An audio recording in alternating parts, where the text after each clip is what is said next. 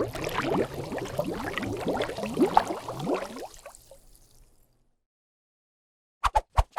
how we doing, guys? Welcome, it's Kraken here with another new video for you, and today we're going to be looking at Alpha 19. We've had a bit of a release estimate.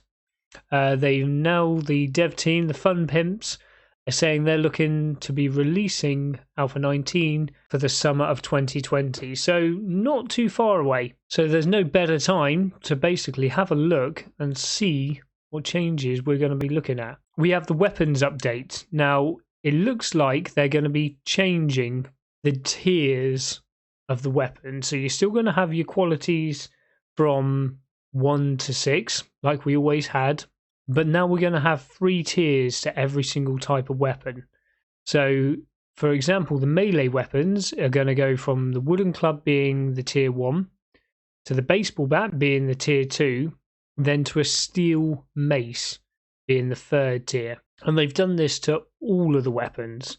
So there's a new auto shotgun coming to the game. So we had the double barrel shotgun that did 2 shots as our tier 1 shotgun.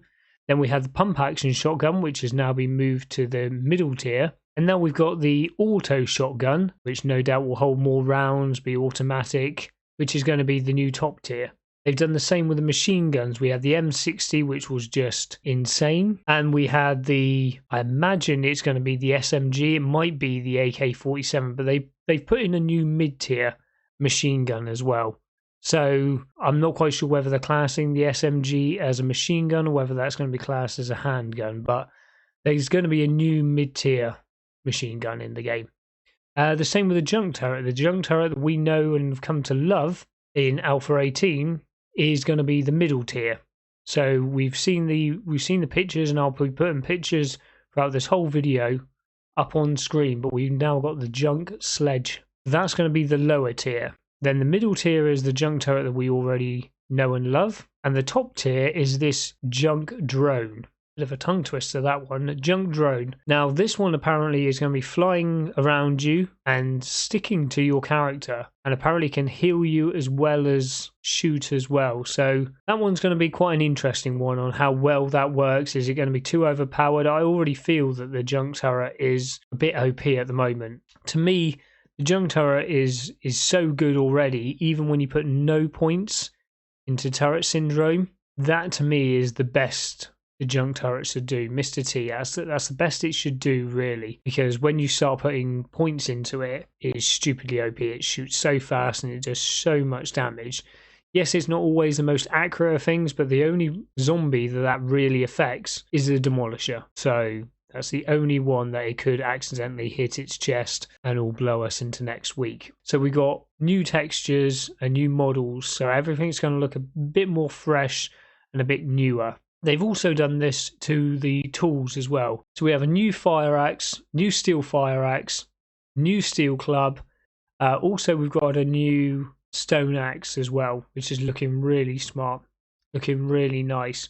Now, this one's going to be very interesting. New zombie versus player critical hit system specifies debuffs on different things. So they're talking here about lacerations, arm sprains and breaks. So I imagine when you break your leg, obviously you can splint it, but your speed is reduced. Now I'm imagining with this, if you get hit and it breaks or sprains your arm, your melee ability is going to be greatly reduced. Something to really think about there. It's going to be making the game, rather than just your health bar continuously going down, you can still do everything the way you could before. It means that we're going to maybe have to think about fighting in a slightly different way. So that's going to be really interesting, that one.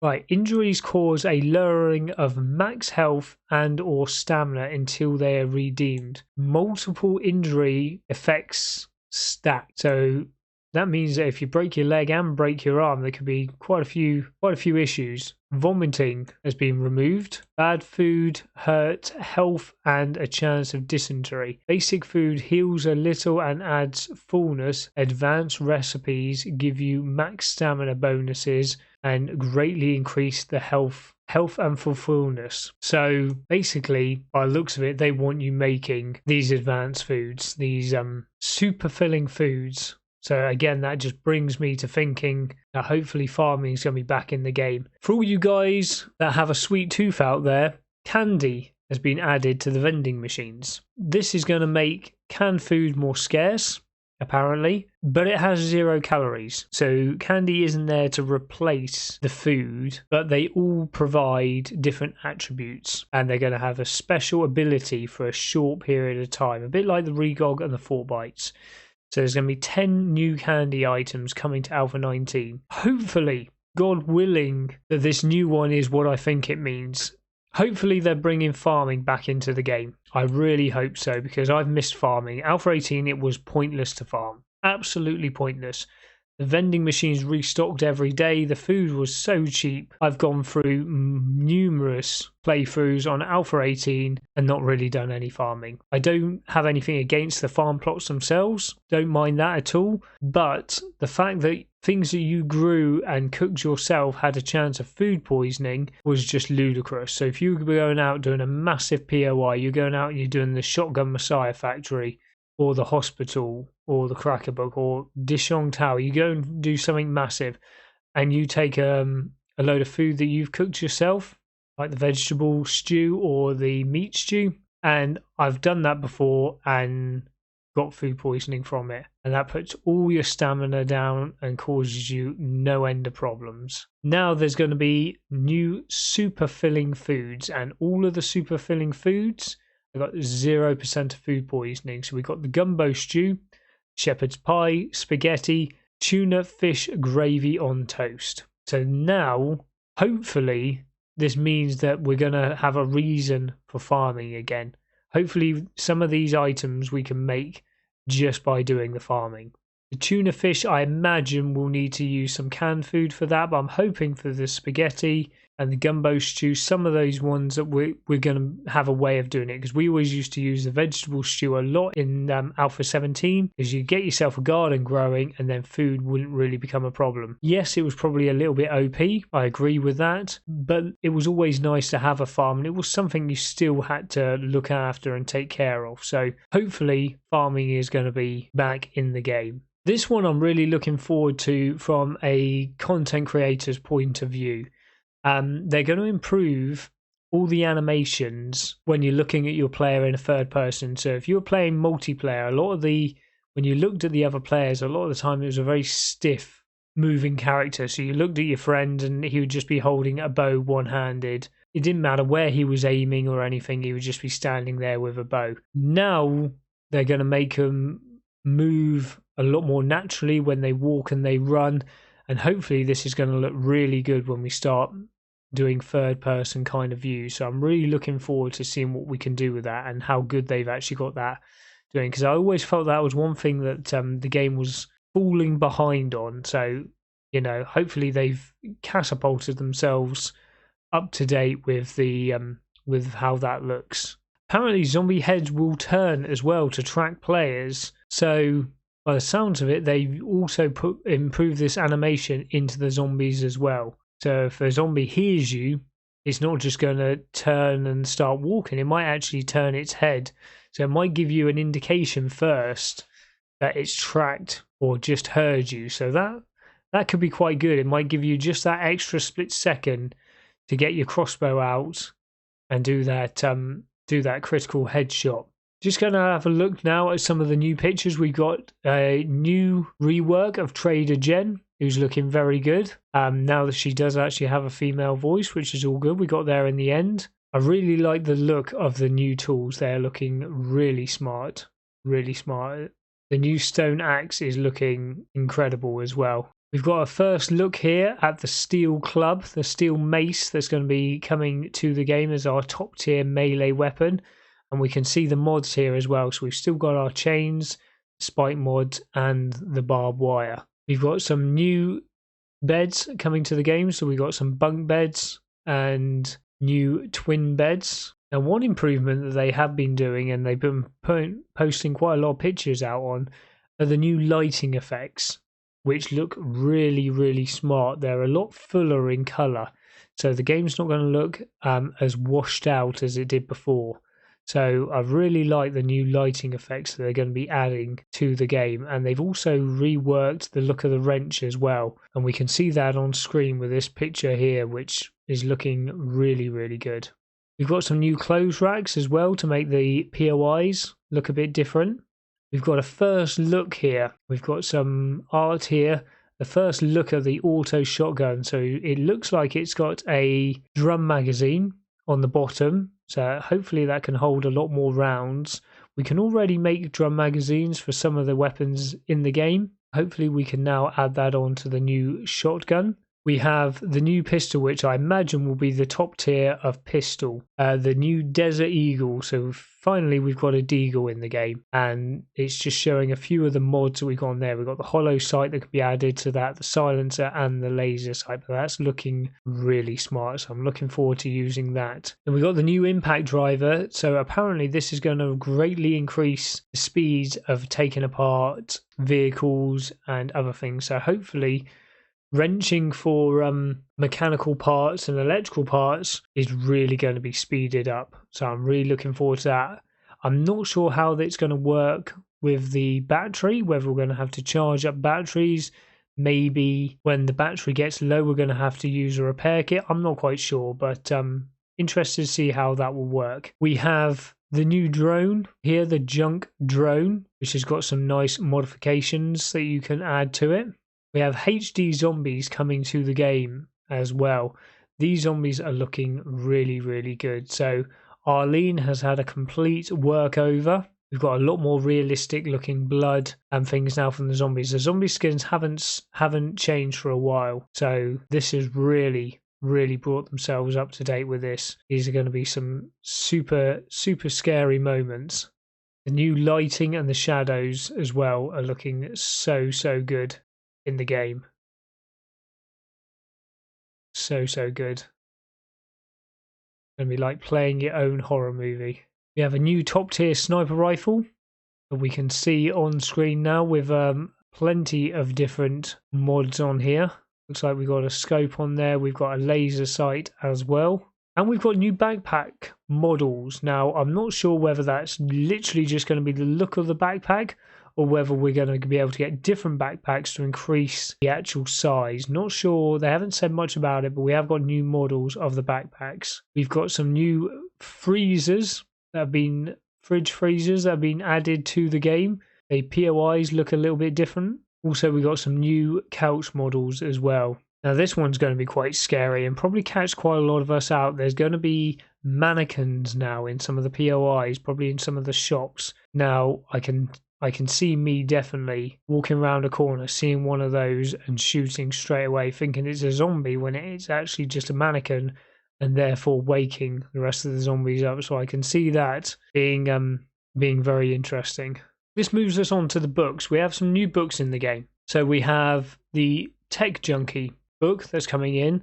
Learn from the MacDiver himself to build yourself useful gadgets from common household junk. So not quite sure what that's going to allow us to learn, allow us to craft, but there's going to be a new book in the game. We have a book for Greasemonkey now, learn how to modify and craft vehicles. Now, we always had schematics in the game that allowed us to learn to, say, make the handlebars or to make certain parts of a vehicle. But hopefully now this Greasemonkey book will be a bit like the mini bike for dumb shits back in the day, where you can build a whole vehicle if you find this book. So it'll make you craft the whole bicycle. Because at the moment, you can find yourself all the parts and make yourself, for example, a bicycle. But if you find yourself the chassis and the handlebars, you can't craft yourself two wheels without putting that point into bicycle. You've still got to put that point in. So if you find the book to make yourself a certain vehicle,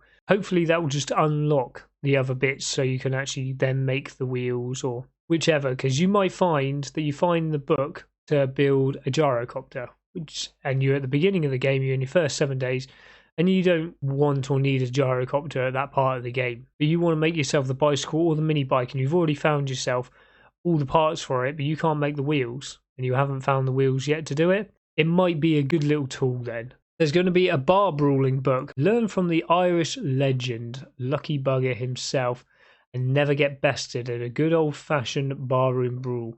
Now, all we can take from that, or all I think you can take from that, is that that's going to work a little bit like the beer does now. So it's going to be for your fisticuffs, for your fist-only kind of playthrough, and it's just going to make you basically take less damage, maybe not get stunned. I imagine it's going to be something along those kind of lines. We've also got a book called Spear Hunter. Get connected with your inner caveman and master the forgotten art of spear hunting.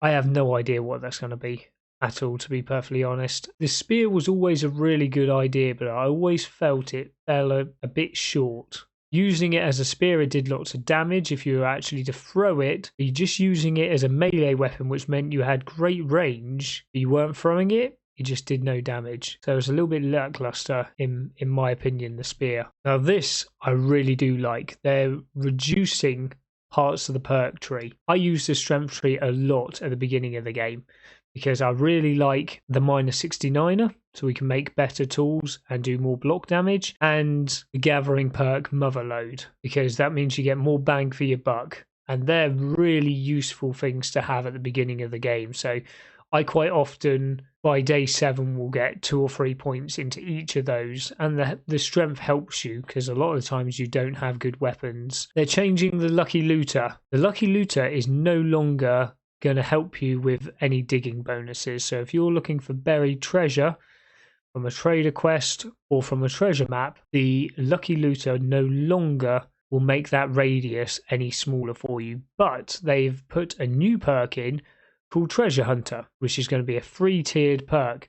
Now I actually quite like this because not only have they made this new perk which is going to narrow down the location of the actual treasure, it puts more treasure in the chest for you. So if you go into the first perk, it will make it 7 meters at 10% more items in the buried treasure, and number 2 will make it 5 meters radius at 20% more items, and then number 3 will make it 3 meters, so very easy to find, and 30% more items. So that, to me, that's a really good perk, and at the beginning of the game it is really nice to go and just do some easy buried treasures, get yourself a few dukes as a reward, and sometimes you find some nice stuff in there. So that might be worth putting some points into. There's a whole list of perk trees that they're going to be changing. All of these ones will have reductions and or changes made to them. Yes, science is being removed totally, but their perks are still going to be there, but they're going to be behind other things. So apparently there's going to be random world gen improvements, but the only point they've put to this is random biomes. That is all they've written. Hopefully we start getting some better maps with the random gem, because they were so far and few between. Sometimes you'd get a ridiculously good map, and other times there'd be absolute garbage. So hopefully random world, I imagine it's a very difficult thing to do. I know a lot of us turned onto nitrogen, which were OP maps. At least it meant we had all of the towers in there, we had a load of traders in there, we had the different types of biomes all in there, so they were good, and we could generate a world a lot faster. So hopefully that's really going to help us out. Now the traders, all traders still sell everything like they always did, but they're now going to have each individual trader specializing in something. Now that's going to be really, really useful. Now one of the best things that I like about this, and the next bit they mentioned here, is that when you finish your tier 1 set of quests, or one of your tiers of quests, it always gave you 2 rewards, which was lovely, but now they're going to offer a special quest that takes you to the next nearest trader, which is going to be great. So we can start finding, because now that they're going to be specializing in different things, yeah, they're all going to have everything for sale, but the fact that it's going to specialize, maybe the secret stash for Joel will just all be about armor. That means we can really improve our armor, but it means we're going to need to find Joel. They've changed the UI, only a little change. They've re-entered the hunger and thirst meter, which I'm really looking forward to. So your player belt at the bottom, your tool belt at the bottom, will still have your XP bar on top, but it'll also have a green and a blue UI down below it to indicate your thirst and hunger, and I like that. That's really good. That. So there we have it, guys. That's basically all we have so far for updates for Alpha 19. Any comments, make sure you whack them down below. Like I say, they are estimating for summer 2020, so we shouldn't be too far away from the update landing. Any questions are all welcome in the comment section down below. Hope you found this video insightful for you all, and I'll catch up with you guys in the next episode. Take it easy, guys. See you later.